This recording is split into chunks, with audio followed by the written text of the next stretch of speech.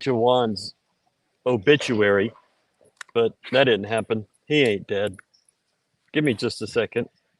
And hello, guys, and welcome to Cougar Afterthoughts. This is an internet show where we talk about the Houston Cougars.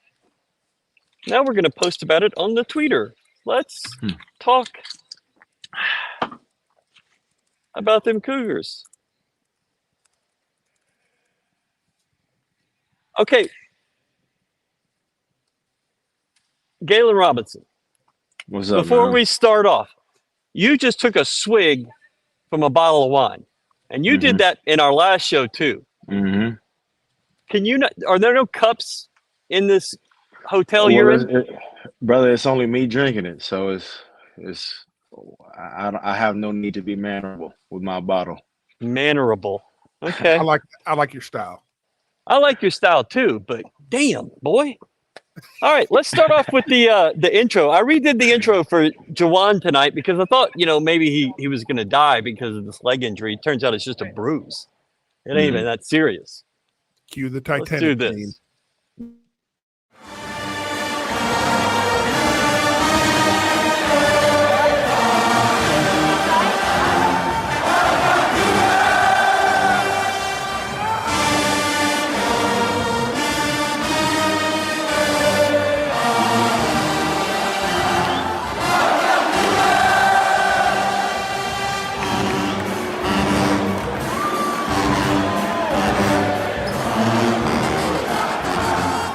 Yahoo!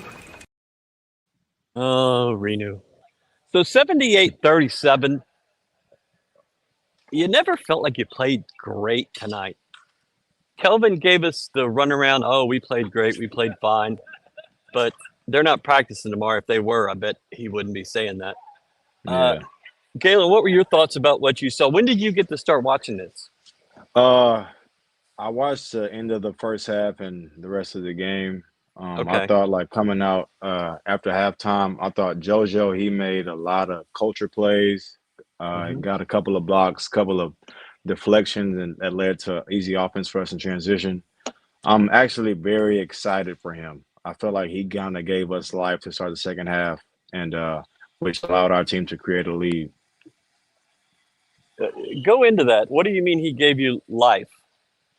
Like he was just making. I thought JoJo, Ramon, and Malik. I thought they had like I call them good culture games, and those are games that might not be appealing statistically, but the stuff that Coach Sampson values and the stuff that like our culture values. I thought they did a good job of playing to those, I guess identities and whatnot. So yeah, I'm very pleased with JoJo and how he's coming along. I'm very eager to see what the future looks like for him. So Starnes Leland, who usually hosts these shows with me, and he's very good about it. He's a nice person, but he's at a bachelor party this weekend. Took the few days off. I gave him the week off, and so he's at a bachelor party. We had a lake house. Nobody's ever invited me to no lake house. So have a great time, Starnes. But thank you for watching. We appreciate it. Brad, what are your first thoughts about what you saw tonight? I love the defense. Thanks. They were on fire defensively. I mean, what the first half they got out 12-0 or whatever. Didn't allow a point for like 6-7 minutes. They did the same thing in the second half too. Yeah, did the exact same thing. They didn't score until I think 8 minutes off the clock. So well, they didn't have a field goal. They scored some. It's a lot of fouls called. Yeah. No, the defense was great. I was real happy to see the activity. A lot of people flying all over the floor. They couldn't get into their offense. They couldn't. They really couldn't do anything. And what we forced 27 turnovers. I think Reed mentioned that's the second most ever at U of H. I don't know that. I know they gave up 30 to Louisiana Lafayette, Louisiana College, the Pioneers. They're handing out Frenchies behind me. It looks delicious. I'm a little and I'm upset. starving. So Louisiana College, they gave up 30 in 2012. James Dickey special right there. But yeah, so Kelvin was asked in the post game that about Texas State rebounding with U of H or out rebounding U of H, and here's his response. Yeah, it's irrelevant on that tonight because we turned them over 27 times. And when you turn a team over 27 times, rebound doesn't matter because there's no shots to rebound. You know, they'd thrown it out of bounds and it's our ball. You know, had we and our offense was really good tonight. Now our shooting sucked, but our offense was really good. You guys weren't ready for that curveball, were you? Chris, you're in the middle. So our offense was good, but our shooting sucked. Explain that to us, Galen. What does he mean by that? It's obviously, like Coach Sampson says, you're not going to be able to have a good offensive night in terms of making shots every single night. But, you know, you drive, you draw two people, you kick, you find an open man, make or miss, that's still a good offensive possession. And it's just like in the future, our guys will make those shots. And it's just like, so that's what he means by that. You can definitely have a good offensive night while not making shots because it's about the looks that you generate. It's not always about the end result. So move it, reverse it, get it inside. And if you do all those three things, that's a good offensive. Yeah, right? Coach Sampson, it's simple. He says, if you're open, shoot it. If you're not, pass it. Find the open man. It's a simple game. I agree. We are Cougars, Christian Ford. Now, I don't think this is a Ford dealership. I don't think it's a Christian Ford dealers. I think it's a guy named Christian Ford. We are Cougars, and good game, Coach Sampson. He spelled everything right, so we wanted to get that, and that rarely happens with these comments. Wonky first half. I agree with that. I thought it was a really wonky. So early in the game, Brad, you're going to have to talk to me about this because Galen didn't see it. But Jamal Shed went out of the game like 30 seconds in. And then he kind of reinserted himself after just a short time on the bench. Did the TV say anything about what that was about? No, I didn't hear it. Okay. So, I mean, he was out of the game like 30 seconds. Based on experience. Oh, yeah. Who knows better than you? That was probably a get your mind right, send to the bench. That's what that was. Yeah. Okay. And I had a couple of those in my day. That's fair. I don't know why the hell I'm asking the other guy when I have you right here. The funny thing is when you say that, it reminds me back when you were a freshman, and then also when Jamal was a freshman, because you would literally hear people in the stands just saying, "Oh my God, he's just killing these kids! Oh my God, he's so mean to them!" Like, that's just the nature of the point guard in this system. Yeah, there's just a standard that you have to be held to in order for our team to achieve the goals that we all believe that we can achieve. So, I mean, that's what comes with it. I don't know what happened. I might have missed you. Galen, do you have any idea who Towns is? Absolutely not. Okay. So Brad Towns played baseball here, but he considers himself a basketball guy because he played in high school like 40 years ago. Brother. So no, I just like basketball a lot more. No, okay. He's a white guy, a 6'5" white guy that played center. And so, he's a real basketball. The floor. See, the floor? Ron didn't even know.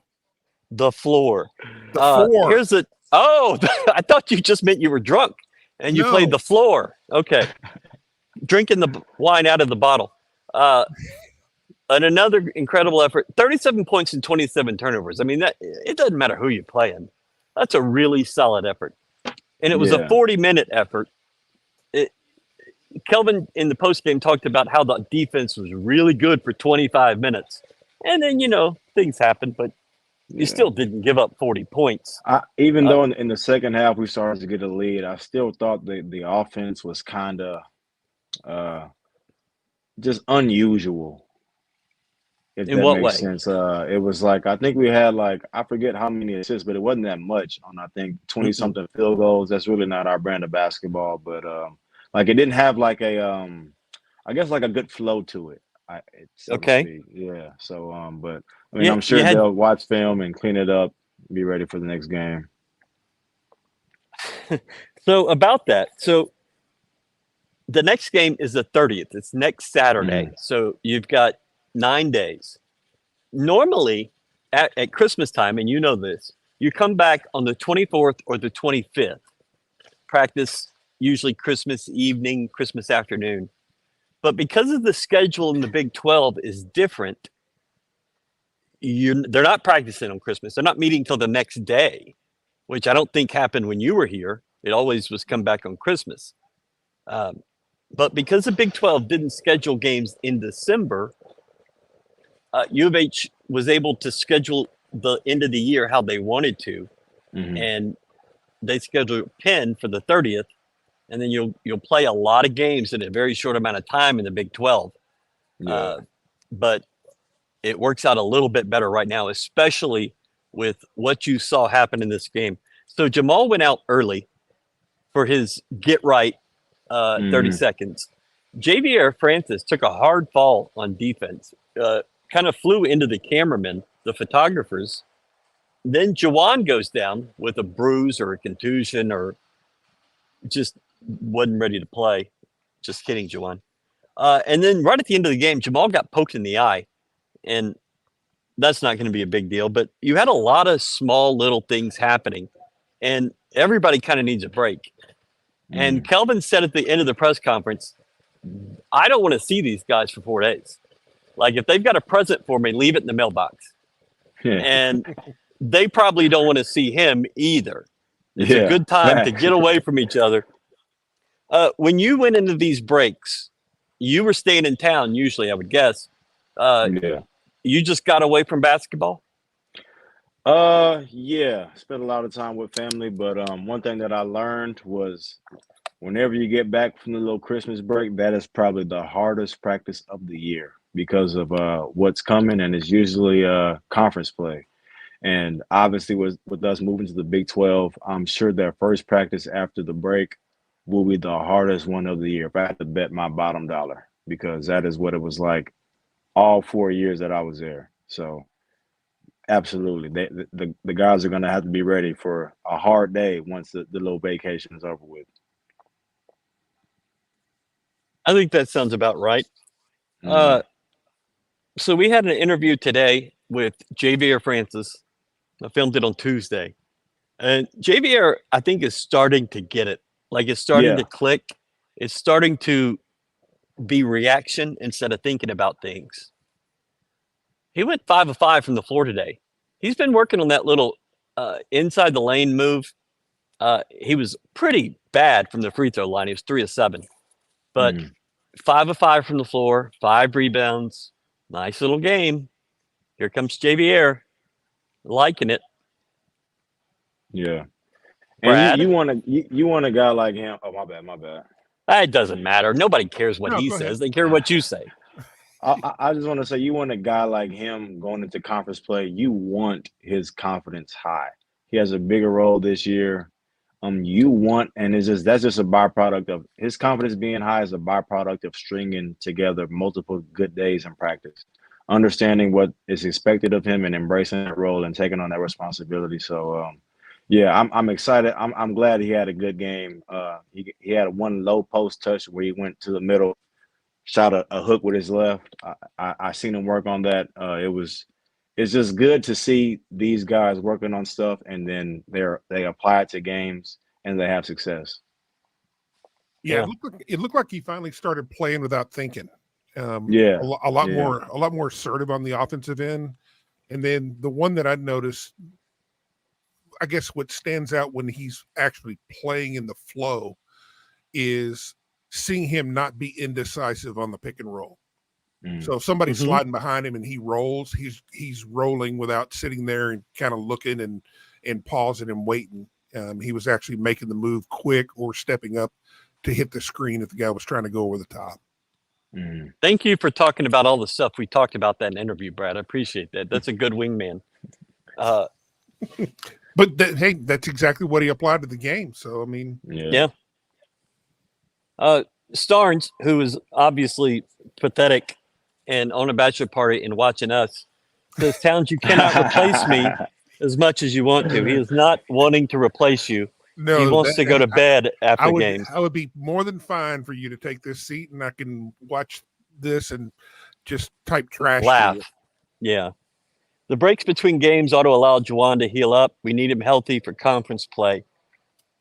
I don't think they would hold him out of the Penn game, but he may not play his normal. Like, he played 37 minutes against A&M. Didn't play hardly anything tonight. In the last few years, he's gone home with Jamal at Christmas break. I don't know if that's what he's doing this year, but I'm guessing that's probably what he's doing. But he needs this break more than anyone on this roster. I want to ask you, Galen, what do you think about leaving starters in late in the game in a blowout?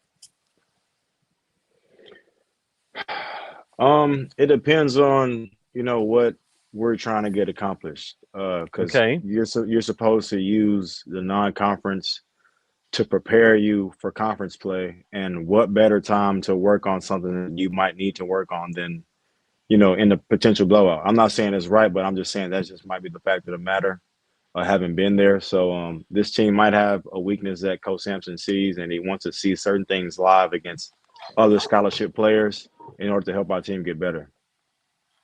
I'm going to say that was a really good answer. Like, I think you kind of nailed that one. Yeah, appreciate you, man. No, I mean, that's a really good answer. That's a really good explanation for what it is. It's also situational at some point. You've got 9 days off, and so let those guys play a little, and they have time for rest. But yeah, I think that's a really good answer. I'm really impressed. I think you're getting the hang of this basketball thing.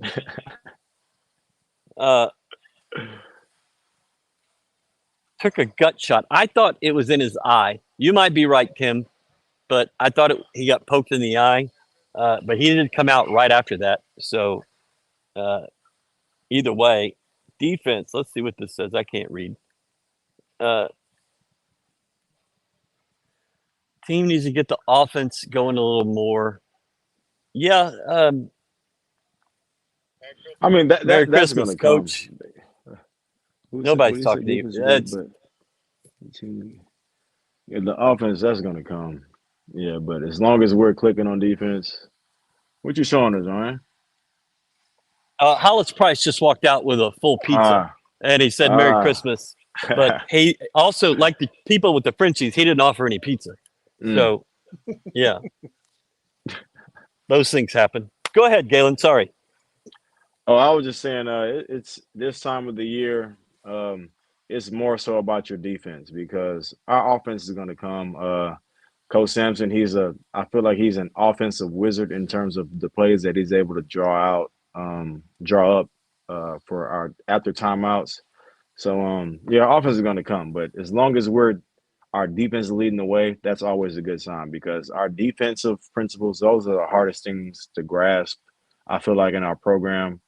I know it was hard for me, and because we repped it out so much, it was sometimes in practice where I would just end up in the right place. Like I didn't even have to think about it, So for our guys to be clicking this well on the defensive end, that's definitely a good sign, especially heading into Big 12 play. All right, another question for you, Galen. Actually, a couple here. What do you think of Malik's play? Can he provide 10 minutes or so of play as the backup one? I was very happy. I'm always happy when Malik has success because I know how hard he works. I think he had 8 rebounds today. He had a lot of culture plays. He was able to get in the paint and create for other guys. So it's always a plus when he plays well. And I feel like today he did a lot of good. He made a lot of culture plays, and it shows up on film. And Coach Sampson, he's like he really values seeing that on film. So he's definitely probably going to praise Malik for that the next film session, which will give him confidence, which I feel like would also help us with the loss of Terrence. It would also help him have confidence going forward. All right. Quantis White is walking by right now. He does not have a whole pizza. He has a slice of pizza that he's eating. Apparently, Hollis took the whole pizza and gave Quantis just a piece. I think he said something that I'm right. The one question I have about Malik is when Ryan Elvin came in, Malik stops being a point guard and starts being a shooting guard. He is not going to let Ryan Elvin have his shots. And I love that about him. You take the best shot that's available. And Malik had good looks. But everybody expects them to just get the ball to Ryan Elvin. And Malik's like, nah, I got to show myself and prove myself. Does free throw percentage increase during the year? You better hope so. Because if it doesn't, this is a world of hurt right here. It was 16 of 23 today, 70%, where you've seen it all year. It's just not a good free throw shooting team. They do so many things well. Best believe we practice free throws a lot. It really feels like that's all they do.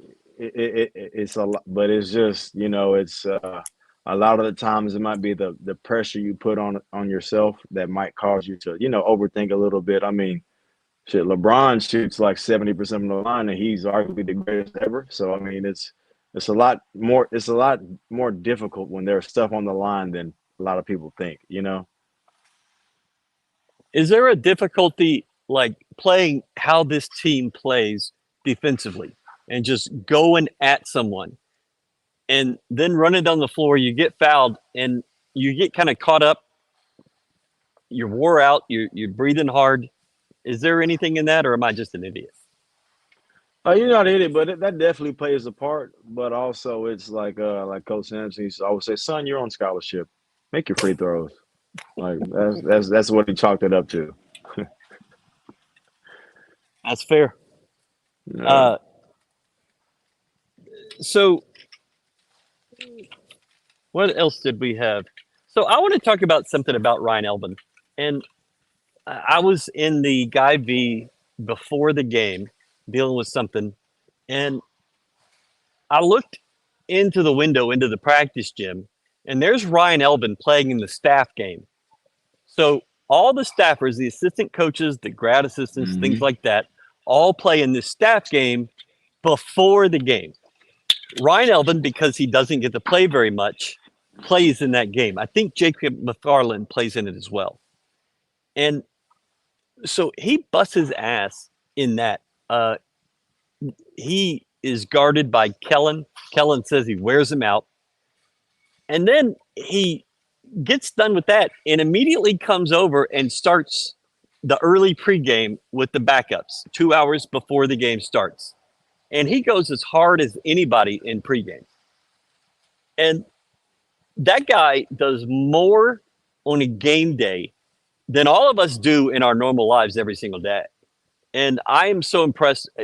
And I know people do this, and he's 21 years old and whatever, but he works a lot for a guy that doesn't play. That's all I had. That's all I wanted to say. Yeah. But it's just like when you're in that position and you really care about performing and making the most of your opportunity, you never know when your opportunity may present itself. And just like you never know when somebody might get hurt or whatever the case may be. So it's like I feel like Ryo, he does a good job of making sure that he is overly prepared for whenever that opportunity presents itself. Because mind you, he might check into the game when they're up in the last 30 minutes of the game. I mean, the last 3 minutes of the game, and or last 2 minutes or minute and a half, whatever the case may be. And it's like you sat for almost 40 minutes of live gameplay in a cold gym, and you're expected to come in the game out of rhythm and make shots. You know, that's tough. That's tough. That's not an easy thing to do. You know, and hats off to Ryo for like always keeping his spirits up and always being able to put in the work and not knowing whenever it may pay off. Towns, do you have anything to say? Nope. Fair. I don't have anything to add on that. No. Dunn had 5 turnovers and a critical late game turnover against A&M, one of Sampson's core, taking care of the ball. What needs to change? what? So he came into this system. He comes from a program that, let's be honest, he wasn't competing at this level. He wasn't practicing against guys at this level. It's a challenge. It's different, and I, it's taken him longer. LJ has snapped right into it. Like he's been ready to go, but he comes from a program where A he's Big used to 12 winning. program. He's used to Yeah. to being on that national stage and playing this sort of game. What is it about Dunn, Galen? It's just a kid making a mistake.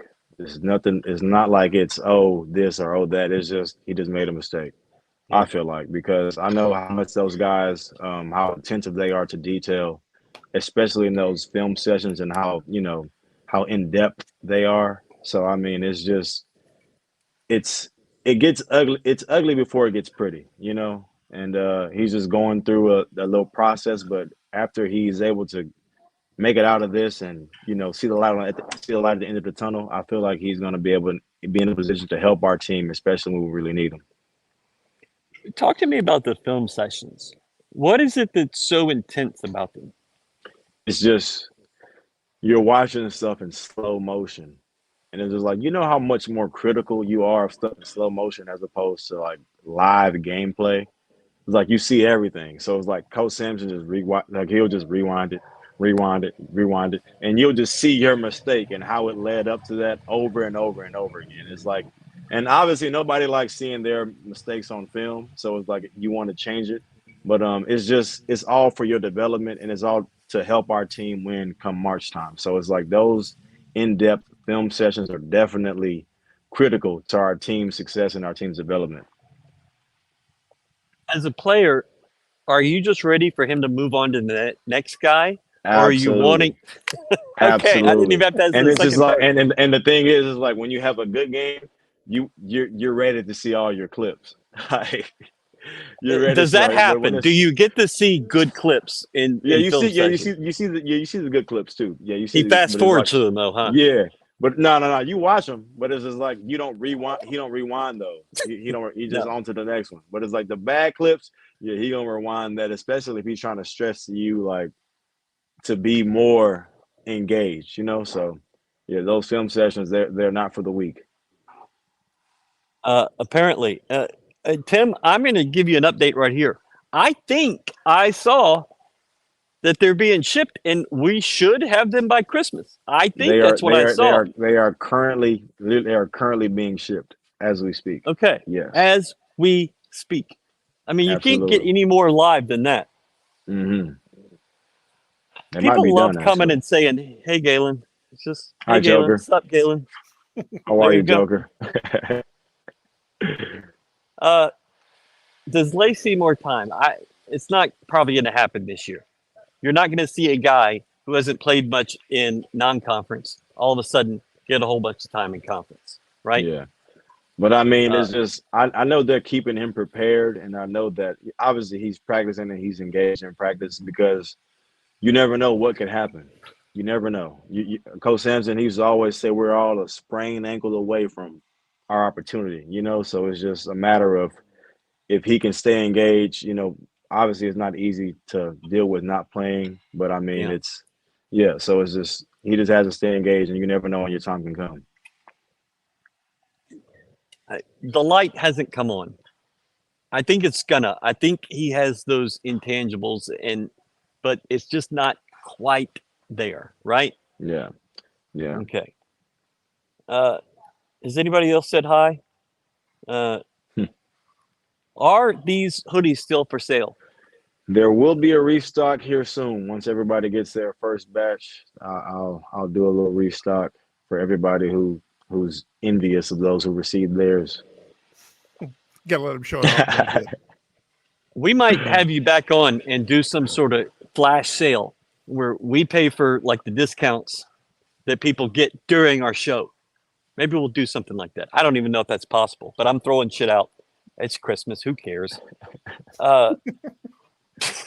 Who's even watching? But they are watching, and thank y'all so much. Thank y'all so much. Thank y'all. Cheers.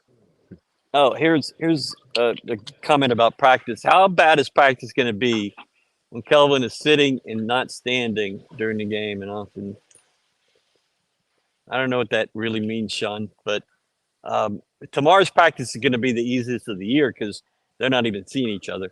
Mm. Kelvin said he's gonna take a couple days off, not even think about it. But he'll come in Sunday morning and tinker. He likes to tinker, as do I. Fire. I think that's about the hoodies, Mm-hmm. but it could just be about what they're watching. But hats off to our guys coming out, standing locked in, and being able to get a win. This is a very losable game. The head coach for Texas State, he was my head coach when I was playing AAU, and obviously one of the assistants on Texas State staff, Benny Seltzer. He actually came and spoke to us when I was in college, and he had some words of wisdom. He was like, "Man, y'all are going through what we all went through, and it's all for good reason." I remember him saying that. So, and I know those guys probably came in with a chip on their shoulder, trying to prove something. So, hats off to our guys. Yeah, shout out to Coach Terrence Johnson, the head coach of Texas State. But yeah, those guys they came in with the chip on their shoulder, trying to win the game. But I'm glad our guys were able to be locked in and come out victorious. This week, Kelvin said on a Zoom call that Billy Seltzer is the best point guard he's ever had. He was his point guard at Washington State. Mm-hmm. I know. You've heard that. I know. Oh yeah, for sure. Once or twice. I imagine that he was. Okay, Sean, I agree with you. He had bad body language. I felt like during the game he was a little frustrated with what he was seeing. But then after the game, he tells us, I'm so happy with how we played, which means he's not happy with how they played. Because he's never going to tell us anything that he really thinks, which is what every coach does. But yeah, I just don't think he was happy with this, but they get their reset and come back Tuesday and start getting ready for Penn and then West Virginia after that. And then it's on. It's going to be on. Yeah, you're playing 2 games a week for 8 or 9 weeks, 9 weeks. And it's just bam, bam, bam. And you go to some great no nights off environments and, it's going to be a tough go of it. You're 12-0, but you're going to lose some games. It's just going to happen. Nobody's going undefeated in this league. It's just no one is. Yeah. Galen, how much does the environment like Allen Fieldhouse impact the team? Is that something that you worry about, care about, think about, know about? Not really. Because I feel like our guys, they've kind of seen everything. We kind of have a pretty much a veteran-led group. So, and as in terms of the environment, yeah, it could be hostile, but it's just like it's almost like it's so loud that you don't hear anything. It's kind of hard. It's hard to explain, but I'm sure our guys, whenever they go on those road trips, they're going to be locked in. They're going to have a great game plan. So it's just like the environment won't matter because me personally, I loved away games more because I loved hearing a silent crowd. They always start off, crazy and out of control. Well, you played at Hofheinz. You heard a lot of silent crowds. Yeah, exactly. But it's just like I just love sending people like opposing crowds home disappointed. Like that was something I really took great joy in. So I'm sure our guys still enjoy that, especially our coaching staff, because I remember Coach Kellen, he had he was like, gee, how do you explain this to a recruit? And he went along the step-by-step process of preparing for an away game, the travel, the scouting report, the waking up, the walkthrough, just every single process, every single step of the process that goes into beating a team on the road. And it's just like, that is not easy to do. And I was just like, damn, that's tough. So I'm sure like whenever our guys play the likes of Kansas, Texas, schools like that, I'm sure those are going to be probably the best games from our team. Okay. And these guys have played in NBA arenas. Like you played in Sweet 16s and Elite Eights and a Final Four. I mean, you're playing in big stadiums, not necessarily hostile crowds. But is there a real difference in a 5,000 seat arena that's sold out and a 10,000 or 12,000 seat arena that's sold out? I mean, it's still the same noise, right? Is there a bigger distraction? Nah, because I mean, you don't really pay too much to. At least I didn't. I never really paid too much attention to the crowd. Granted, you hear them, but it's like you don't pay them any mind.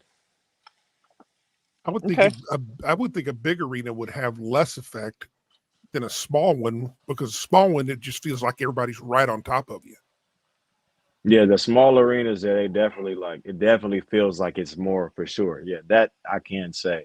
But I mean, a big arena that's sold out, like Allen Fieldhouse, I'm sure that is a tough environment to play in. I'm sure. Yeah.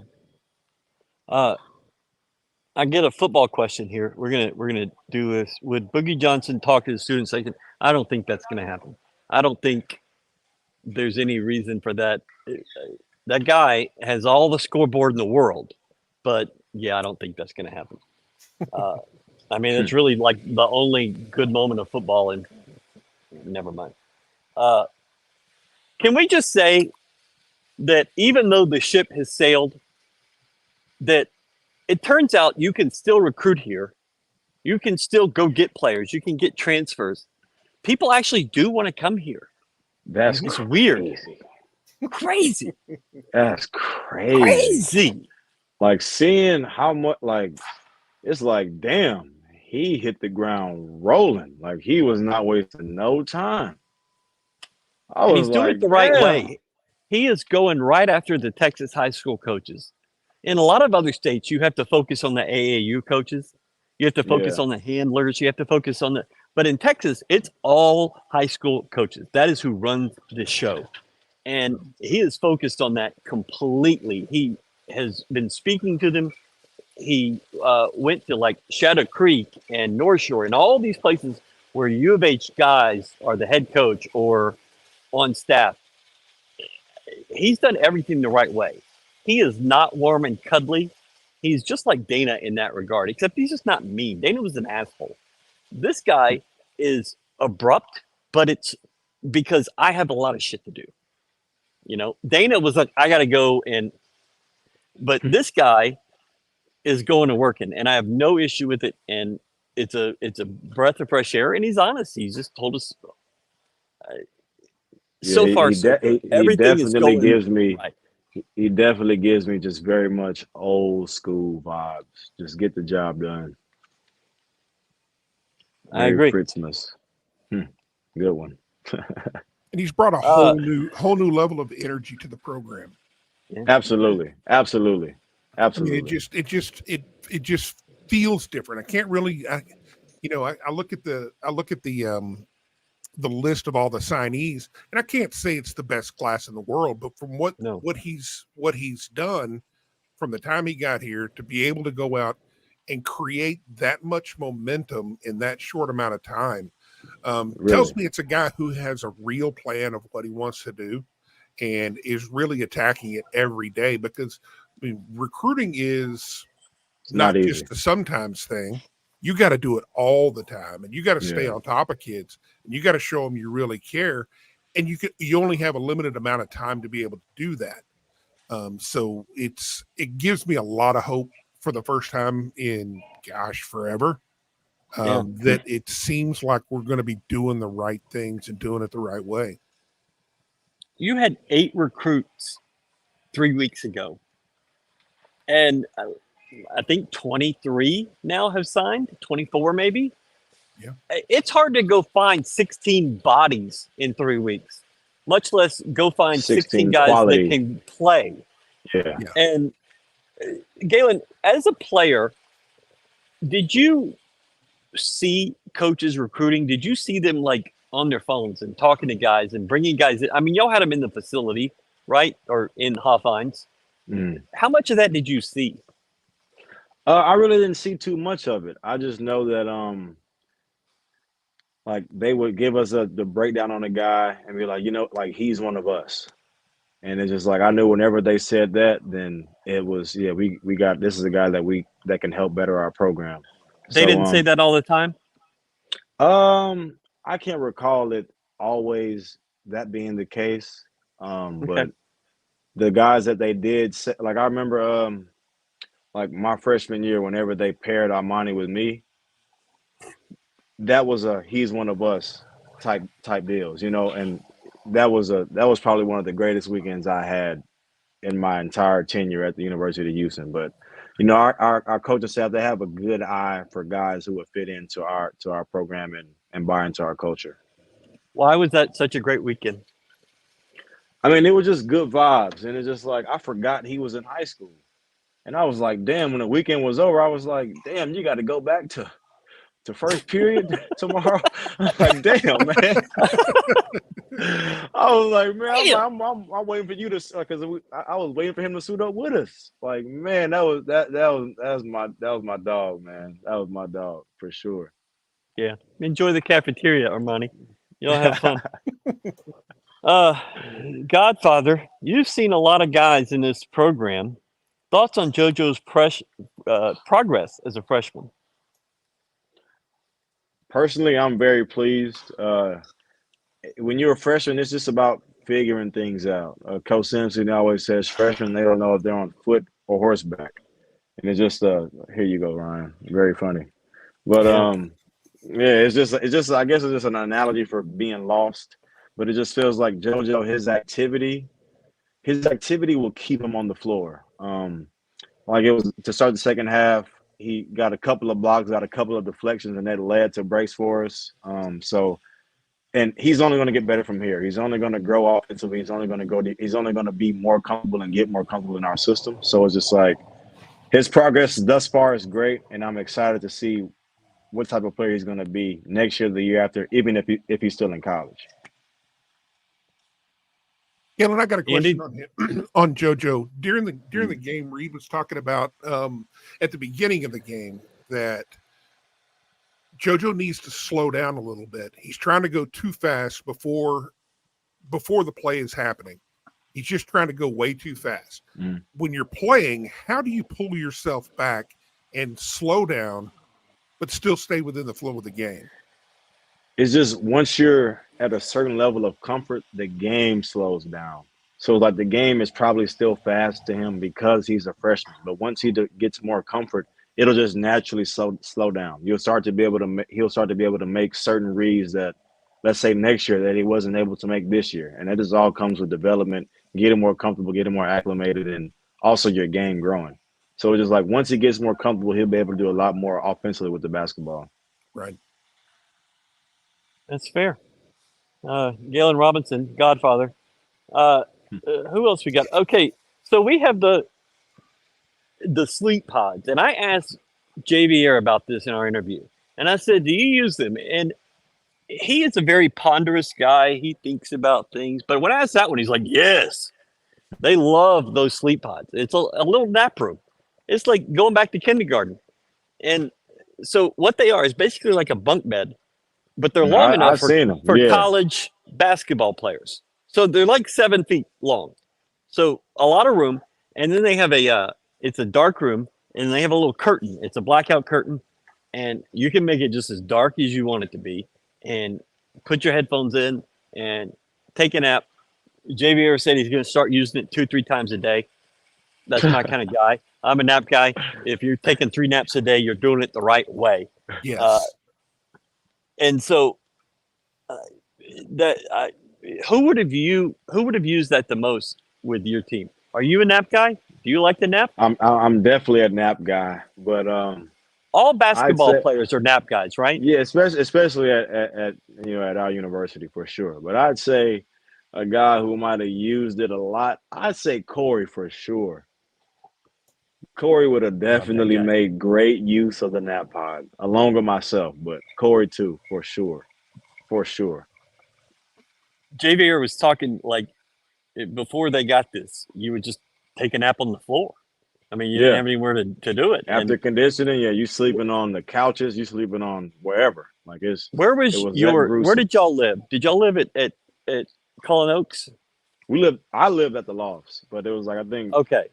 Breon, Corey, like some of the other guys, like probably about 5 or 6 of the other guys, they lived at Cullen, but I'm a Loft guy for sure.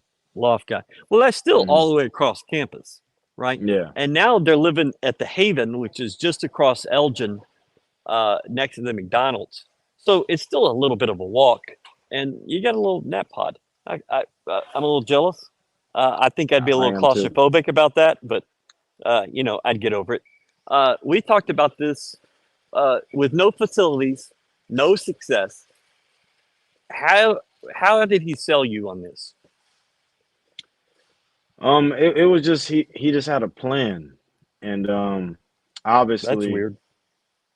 yeah, but he just had a plan, and obviously, my mentors, they knew of him and his track record and what he was able to do, so they were just like, yeah, this is a guy that you want to play for, and it was just every conversation that we had, I learned something because Coach Sampson, he's long-winded, but most important, he's a very good teacher.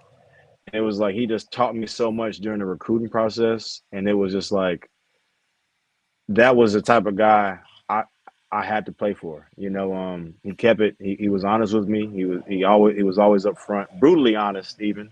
So yeah, that was just the type of guy that we built up a great relationship, and he sold me on the vision, and I bought into it because I believed in him because he believed in me.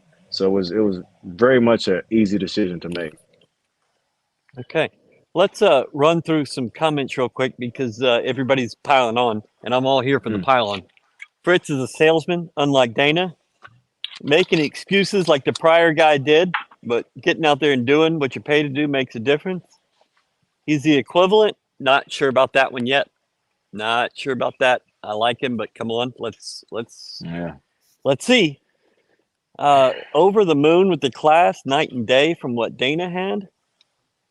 Is there anybody else? Anybody else want to make fun? Anyways, that guy sucked. I'm glad it's this guy. I'm glad it's just anybody but the other guy. Whole folder of jersey concepts. I'm gonna pass Send it them on. my way, Joker, brother. Send them my way. Go to the Substantial website. You can contact Glenn through there, or his Twitter, or wherever. Just there's a lot of ways to get in contact with the guy. You mean X? What? Go away.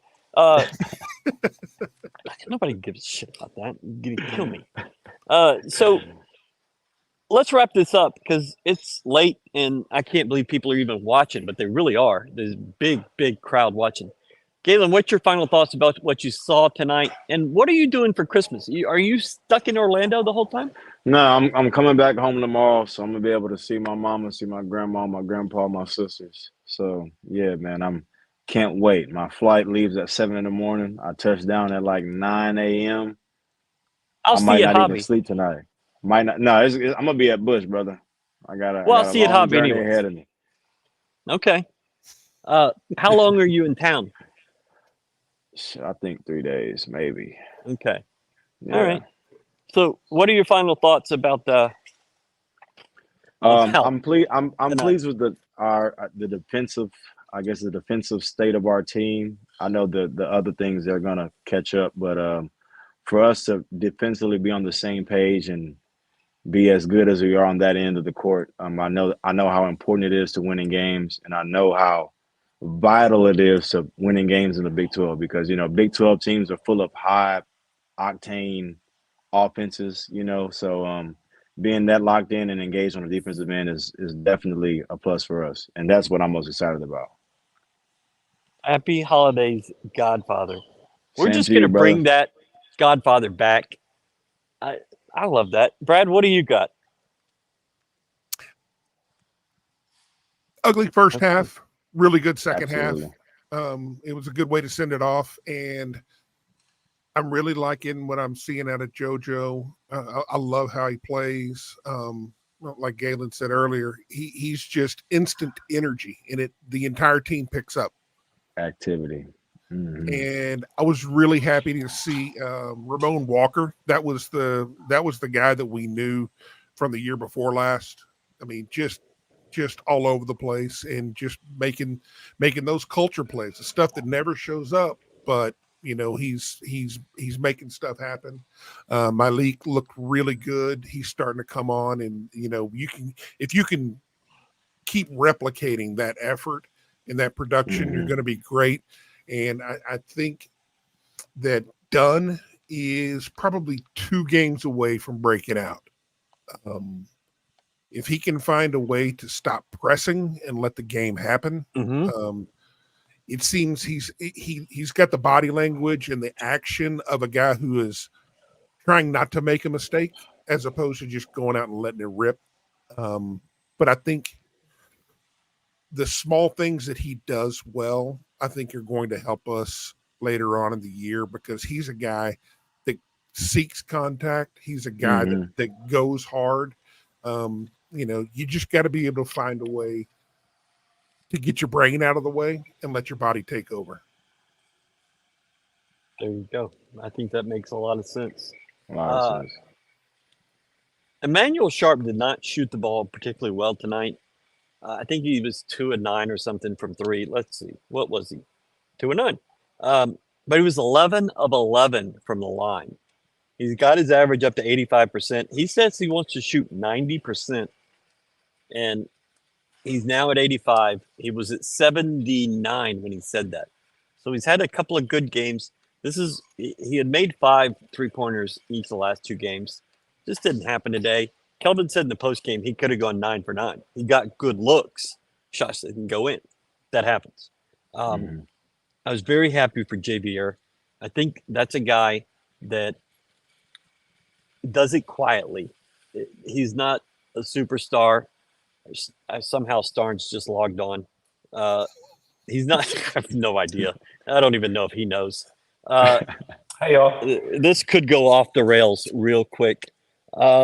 So I'm happy for what he was able to accomplish and what he's able to do.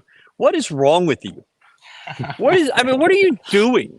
I'm bored. You're on vacation. Yeah, that's sad. It's the least bachelor party thing ever. Yeah, really. Come on, get a life. Just pretend I'm not here. Okay. This is awkward. So JVR, very excited for him. A lot of guys had bad shooting nights, but they more than make up for it with the defense. And you just have to be excited about where this team is. You've really not had a bad defensive game, I don't think, in 12 games. The competition, not the best, but you've clamped down for 12 straight games, and that's hard to do. Starnes needs a drinking game so we can force him to take shots. I didn't say anything, Starnes. I promise. No. We're good. I didn't say anything. I didn't say anything. JoJo's one of those guys, always talks about that he can impact winning without scoring a point. He spoke of the Godfather that way too. I don't remember. I didn't even know he. Are you out of wine? Absolutely not. Okay, just checking. How crucial do you think it will be for the Cougs to control the pace of the game during the Big 12? I'm going to tell you something. If a team gets in a half-court game with U of H, that's going to be awfully hard for them to win in the Big 12. I feel like we have the ability to play a variety of different styles of basketball, our half-court execution. I feel like Coach Sampson, I do believe he's an offensive wizard with how he's able to dictate and how he wants to pick on certain matchups. So it's just whatever the game calls for, that'll be our recipe for winning. But yeah, I also think that, having control of the pace in the Big 12 for sure is definitely key to winning. So, I mean, yeah, for sure. If you get out in a game like Miami was, where you're just running, that's not this team's strength. And if you can control that pace, I think this is going to be hard. I mean, you're going to be very good. You need to get these guys healthy, especially Jawan. Yeah, for sure. You got to figure that right leg out. They could cut it off, and he could just get one of those peg legs, and I think he'd be just as good. So, if that's what they want to do, that's fine. I feel like I'm the one drinking wine out of the bottle. But Do you think so they give him that's an extra year of eligibility for that? for a peg leg? Yeah. I don't think so. Hmm. I don't think Damn. so. But you never know with that NCAA. They just make up the rules as they go.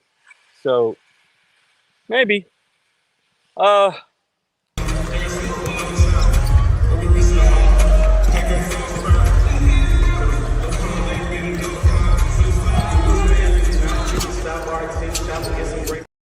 going to be honest. I was so scared what he was going to do right there. I thought it was going to get really X-rated, but he just did the hands, That was and my it fear was too. fine.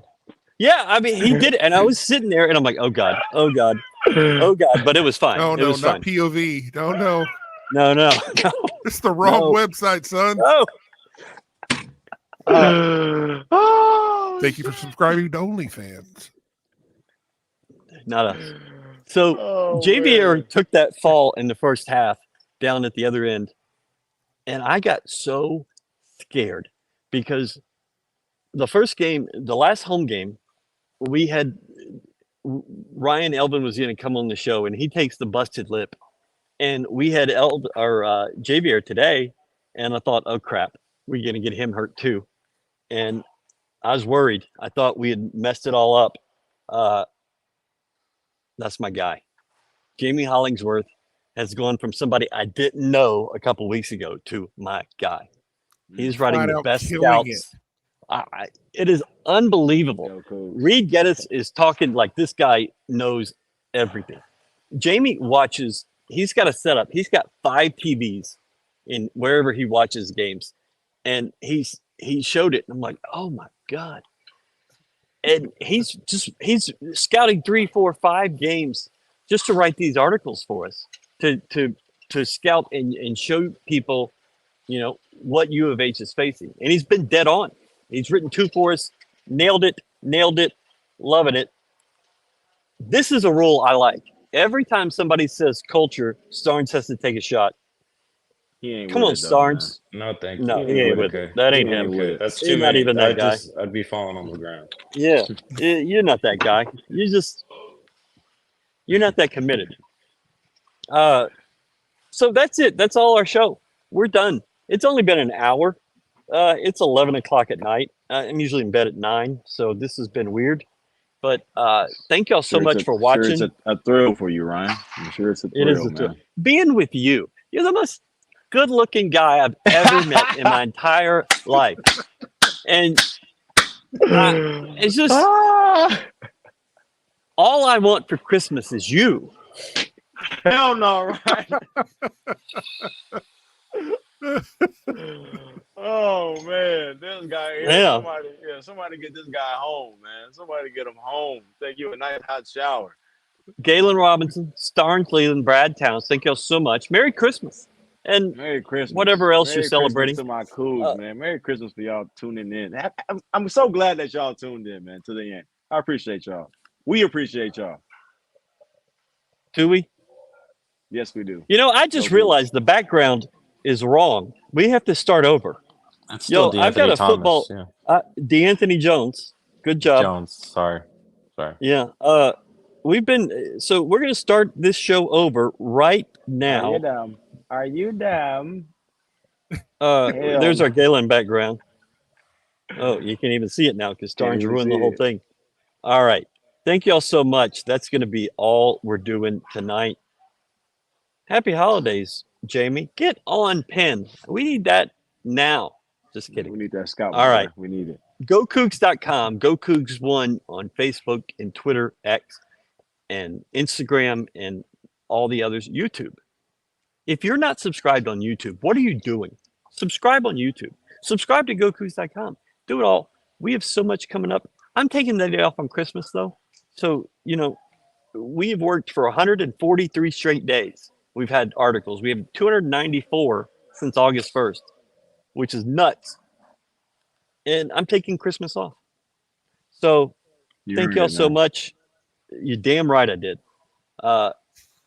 Just trying.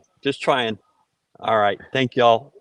Merry Christmas and GoCougs.com.